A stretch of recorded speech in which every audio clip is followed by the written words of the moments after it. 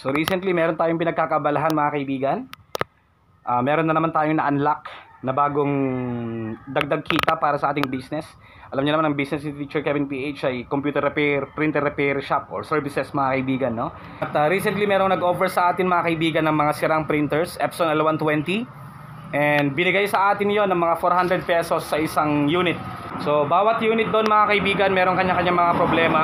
Merong roller, merong flex cable, merong print head. At kailangan lang ng masinsinang reconditioning mga kaibigan. And gladly bumili tayo ng 6 yung binenta nila sa atin. 2,400 pesos yung pinambili natin mga kaibigan. 400 pesos isa. Wala nang kasamang cables yon. After all, marami naman tayong cables dito sa shop mga kaibigan. So binili natin yung mga yon. And then ang ginawa natin syempre, check up natin, pinalitan natin yung ibang piyesa depending on the problem of the unit. And gladly, na-restore pa natin at meron pa tayong i-restore pa mga kaibigan. So alam nyo ba kung magkano kita natin dito? Panoorin nyo tong video to. Tulad dito mga kaibigan, no? Nagre-recondition tayo. Pinalitan natin yung roller ng bago, nilinisan natin mga kaibigan, yung hose, no? Meron tayong ibang pinalitan na para sa kanyang print head, sa logic board kasi merong mga no power.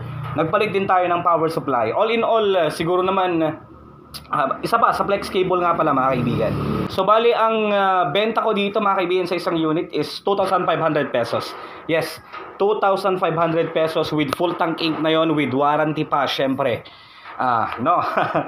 Ang bili ko sa isang unit dito mga kaibigan is 400 pesos. Yes, 400 pesos. So sumahin natin, meron na akong kita dyan isa na 1,500 pesos. Considering the market price ngayon nito na umaabot ng almost 6,000 to 7,000 pa, depende sa location.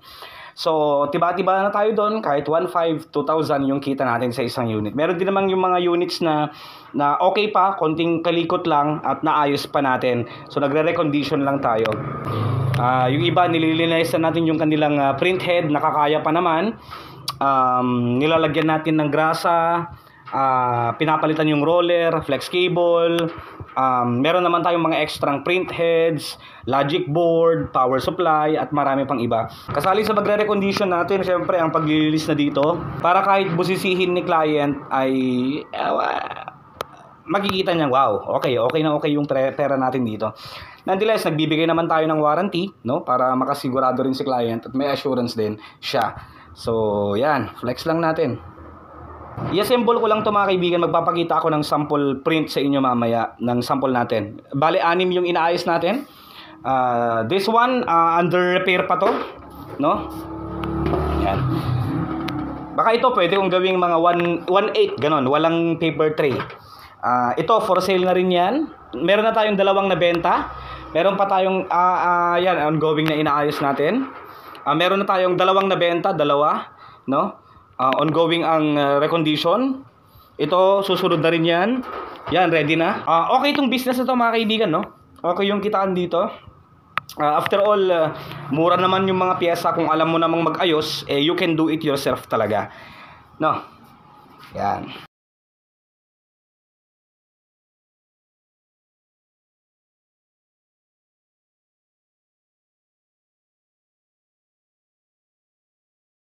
Alright, so this time gagawin naman natin, maglalagay tayo ng ink. Universal ink na lang yung nilalagay natin dito mga kaibigan, no? Black. Para mag-reinitialize tayo.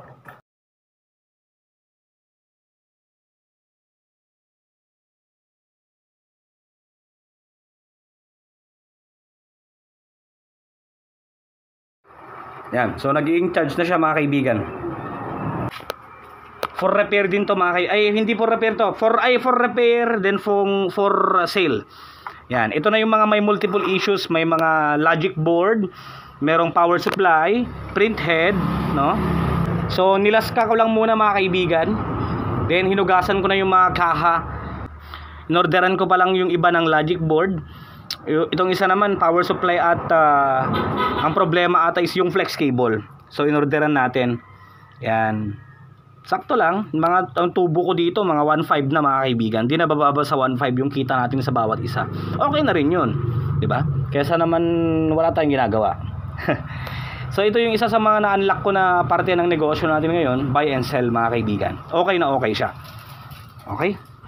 So dito tayo na ano ngayon. Yung akalain mo yung binili natin na 400 times 6, 12, 18, 24, 2,400.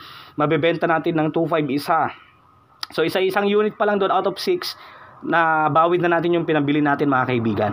So bali ang kita natin diyan mga yun na 5 times 2,500. Yun na yung kita natin mga kaibigan. O di ba? Yun. So gagawin natin mag-test print tayo mga kaibigan. Meron tayong multicolor document dito. Tapos na tayong mag-ink charge eh. Yan. Tignan natin kung worth it ba yung 2,500 ng client natin sa print quality.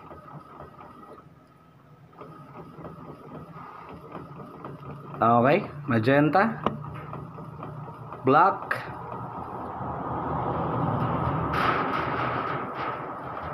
yellow,